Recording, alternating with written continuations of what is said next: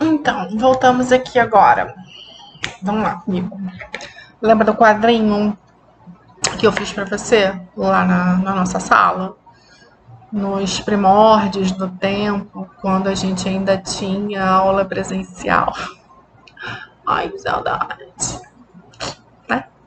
Então, lá naquele quadrinho, eu coloco para você que o fato jurídico, ele, na visão de Pontes de Miranda, ele se divide, ele se subdivide em três ramos, tá?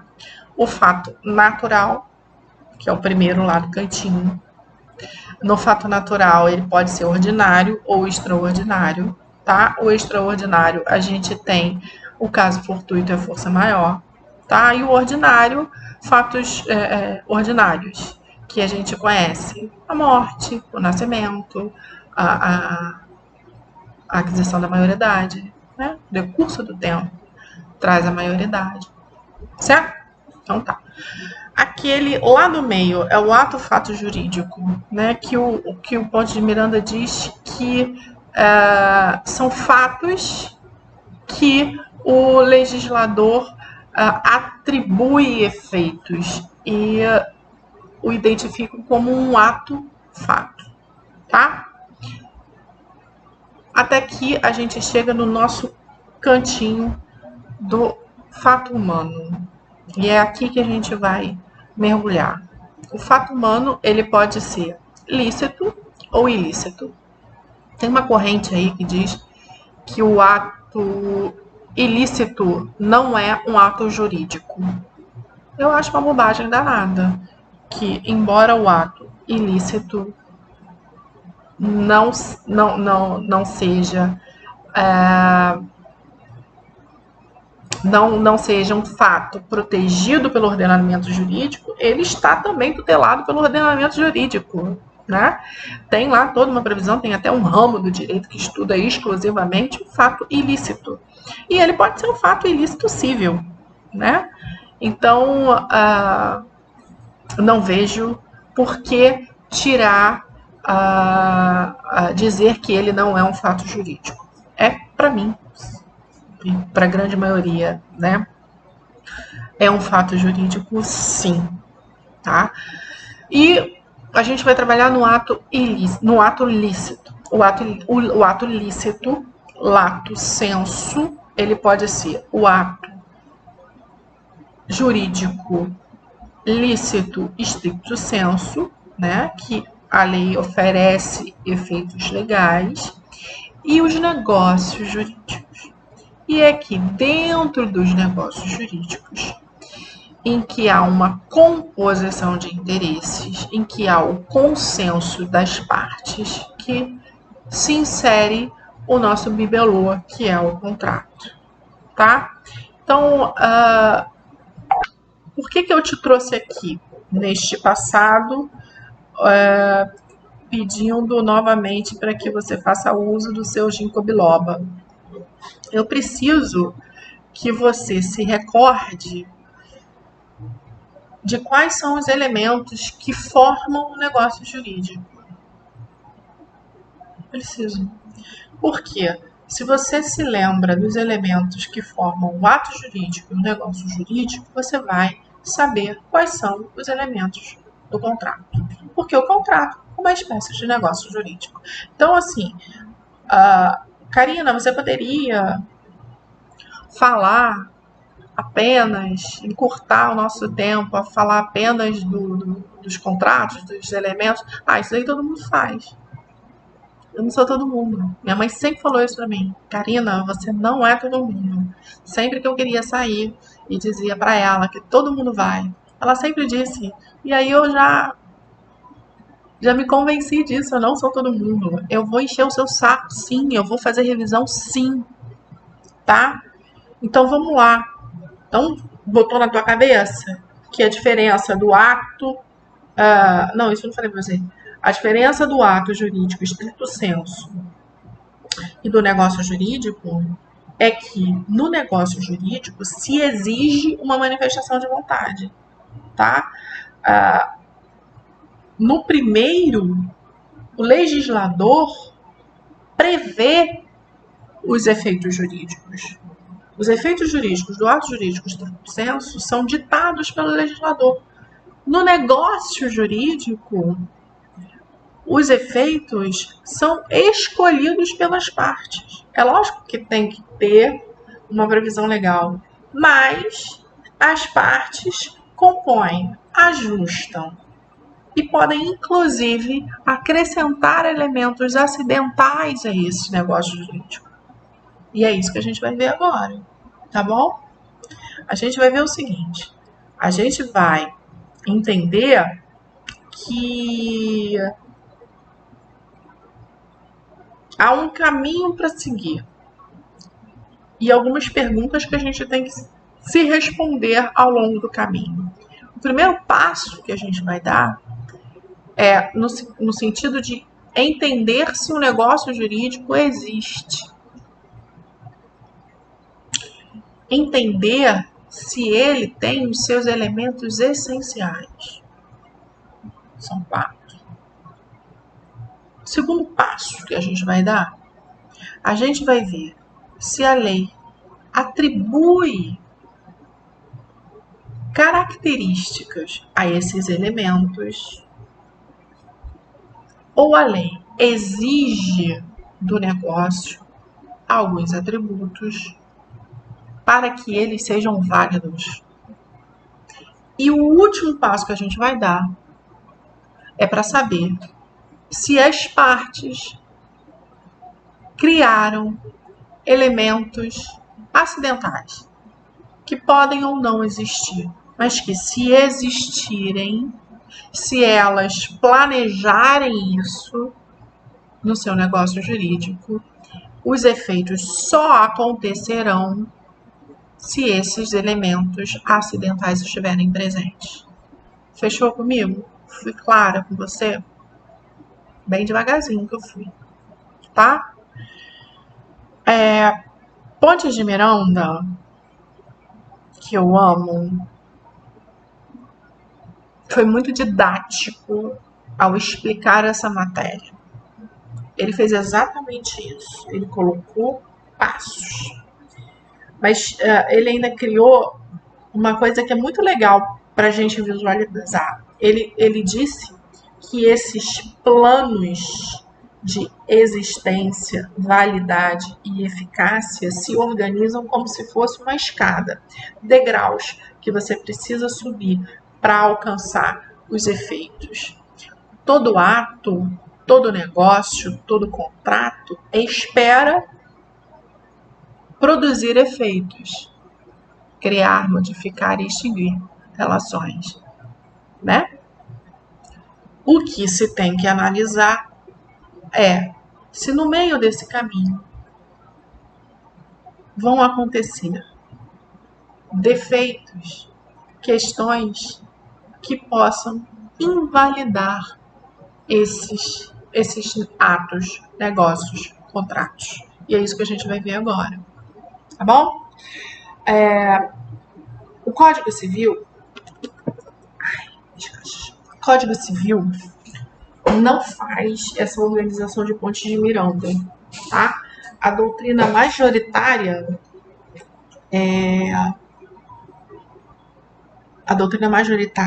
entende como Pontes de Miranda, mas o nosso código faz uma mistureba e coloca tudo em um único plano, um plano de invalidade. Então ele diz ali, ele faz previsões para questões que são de inexistência dentro de invalidade, questão de ineficácia dentro de invalidade.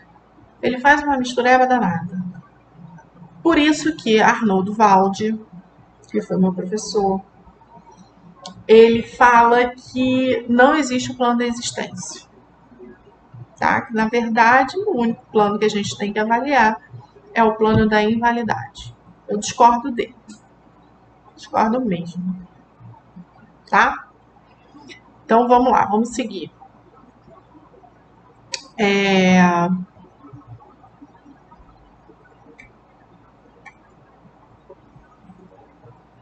Se esses elementos, uma coisa que é muito importante, que eu demorei a colocar na minha cabeça. A gente escuta e não consegue visualizar. Mas olha aqui para mim. Eu falei para você que os atos exigem determinados elementos, tá? Mas esses elementos podem não estar. As partes podem não ter configurado esses elementos ou ainda alguns pressupostos de validade. Tá? Se esses elementos não estiverem de tamanha importância que eles são, o legislador previu sanções. Entendeu? Que sanções são essas? Se não estiverem presentes elementos essenciais, a gente fica ali no plano da existência. E o ato, negócio, contrato, vai ser considerado inexistente. A declaração de inexistência é uma punição, é uma sanção. Se não estiverem presentes pressupostos de validade, preste atenção. Elementos essenciais são diferentes de pressupostos de validade. Pressupostos de validade são verdadeiros adjetivos aos elementos essenciais. São qualidades que os elementos essenciais precisam ter. Você vai entender isso lá na frente, que eu vou te dizer com calma. O que eu quero que você entenda é o seguinte: se não tiver pressuposto de validade, ele vai receber sanção também, que é a declaração de nulidade ou de anulabilidade. E preste muita atenção. Existe uma gradação, existe uma escadinha de punição. Se Pontes de Miranda diz que o primeiro plano é o da existência, o segundo é o da validade, o terceiro é o da eficácia, parece que a eficácia é mais importante que a existência, mas não é. Se o ato não existir, ele não produz efeitos. Um ato válido pode produzir efeitos, mas um ato inexistente ele não produz efeito nenhum. Entendeu como isso é grave? Então, a punição mais severa que se dá ao ato é a declaração de inexistência. A segunda punição mais severa que se dá ao ato é a declaração de nulidade. Enfim, a mais branda é a declaração de anulabilidade, quando se percebe uma nulidade relativa. Entendeu, meu amor? Como Pontes de Miranda nos ajuda nisso? Colocando na escadinha que eu desenhei para você. Ele faz uma escadinha.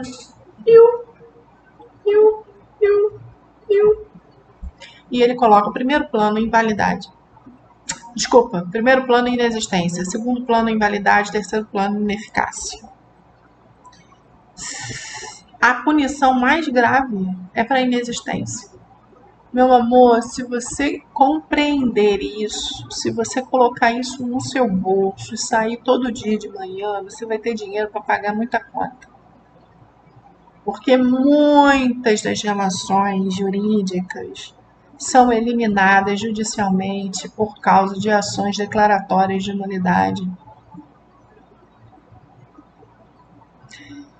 E esse conhecimento que eu estou te dando, desculpa, que você já recebeu lá na parte geral e que eu hoje estou te lembrando, ele é muito importante, de verdade, para o processo civil, que você hoje deve estar achando que é muito difícil.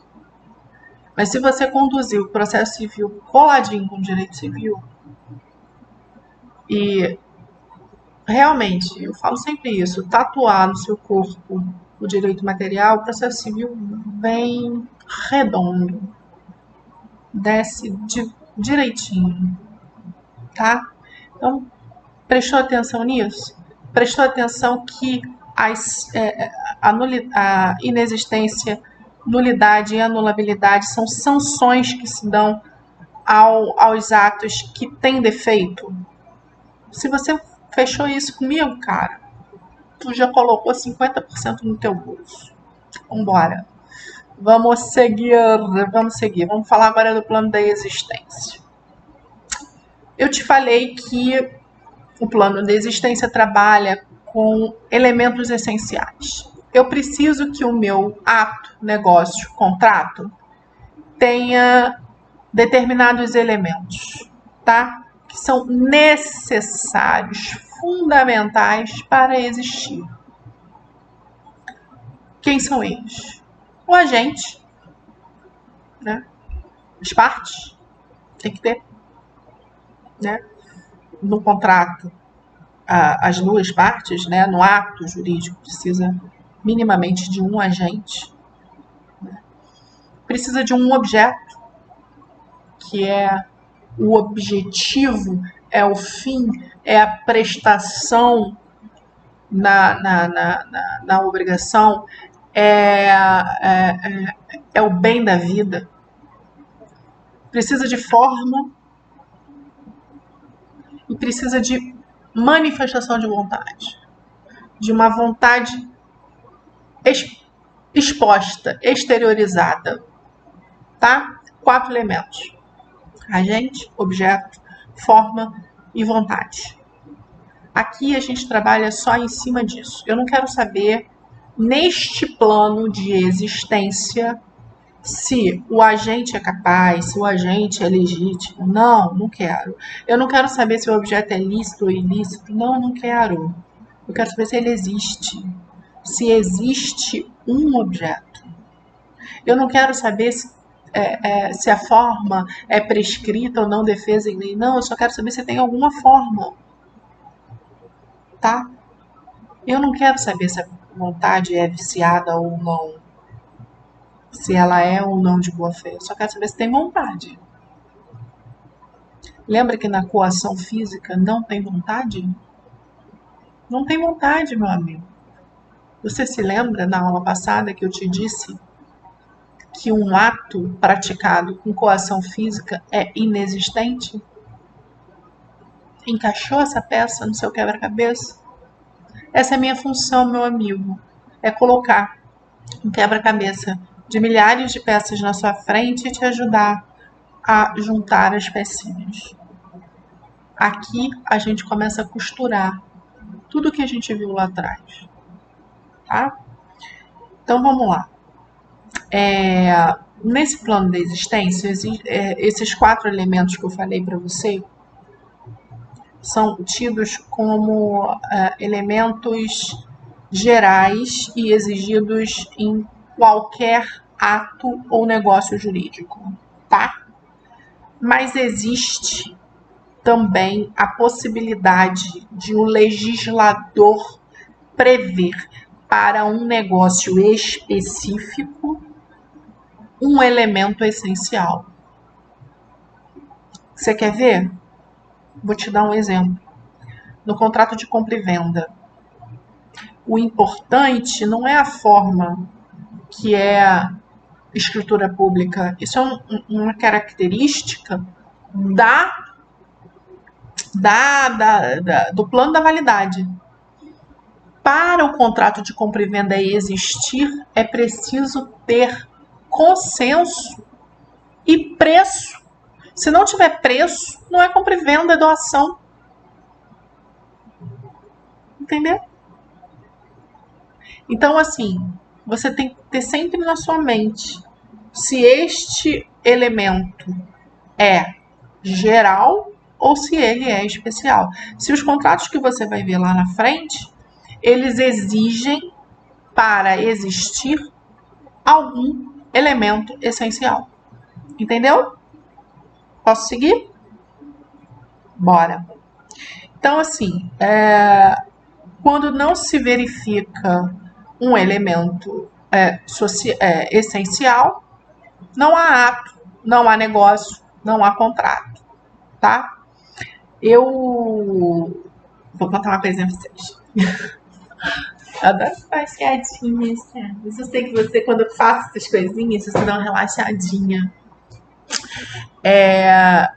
Eu fui casada.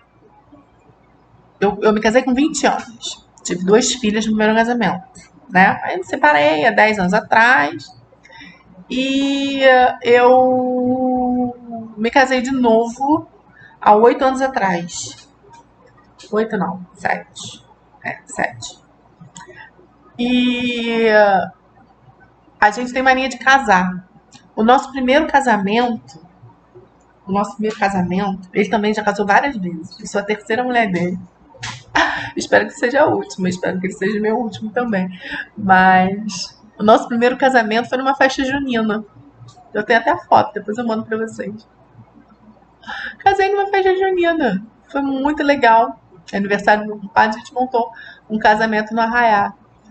Esse casamento produziu algum efeito? Esse casamento é tido como existente? Não, não é não. Eu tava vestida de noiva, tava grávida de Gilmão. Fiz tudo direitinho, casei antes de parir. Mas esse casamento é inexistente. Você nunca vai esquecer disso, né? Então, um outro exemplo que cai muito em prova é um contrato que tenha uma assinatura forjada.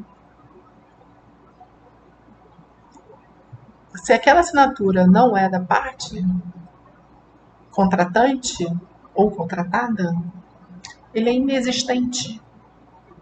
Não tem agente. Entendeu? E o Senado agora aprovou um projeto para costureiras artesanais. É, Outro exemplo é o da coação física que eu te falei. Né? Não tem vontade. Na coação física não tem vontade. Então, eu dei para você aí 3 exemplos, tá?